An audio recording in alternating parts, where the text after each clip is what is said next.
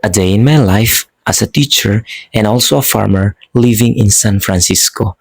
Hey guys, it's me, Sir Pauli. Welcome to my mini vlog.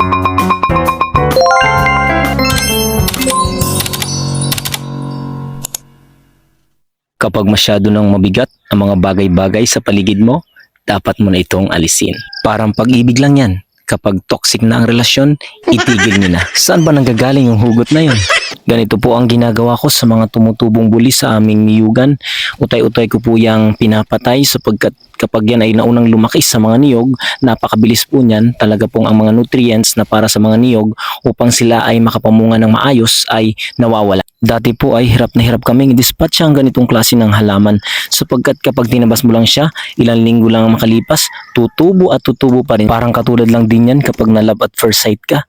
Kahit anong control mo, mararamdaman mo pa rin. Uy, humugot si sir. Balik tayo sa pag-dispatch ng buli. Kapag gusto mo talagang gawin ng isang bagay, gagawa ka ng paraan para magawa mo ito ng maayos at tama. Actually, ang ganitong pamamaraan ay nakita lang namin. Sinubukan namin ito at napatunayan namin na talagang very effective siya. Makikita nyo naman po sa video ang step by step na ginagawa ko para sugpuin ang halamang ito. Medyo risky lang po siyang gawin at delikado sapagkat alam naman po natin na ito ay matinik. Kapag hindi po tayo naging maingat, posible po tayong masugatan o masaktan. Subalit sa buhay natin, may mga pagkakataon talaga na kahit anong ingat natin, masasaktan at masasaktan pa rin tayo. Parang katulad lang din yan na na-fall ka sa maling tao.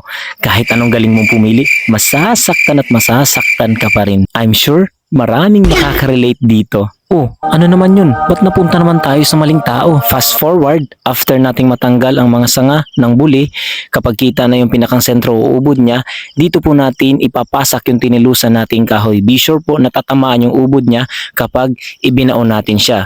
Siyempre, hindi yan babaon kung hindi natin pupukpukin.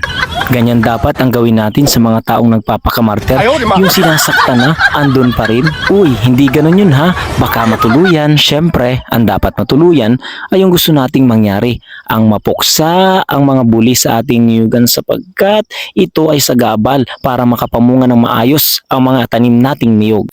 Dapat, kapag ibinaon mo, sagad na sagad yung tama ang kanyang ubod para siya ay tuluyang mawala. Katulad lang yan sa paglimot mo sa iyong ex, kapag kinalimutan mo ng sagad, ikaw ay uunlad.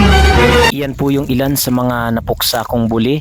Talaga naman po makikita ninyo, wala na po silang buhay. Talagang napuksa sila at tuluyan ng nawala. Ito ay isang patunay na ang mga niyog ay nakalaya na sa pagkalugami. Thank you for watching. Please follow and share. See you on my next vlog.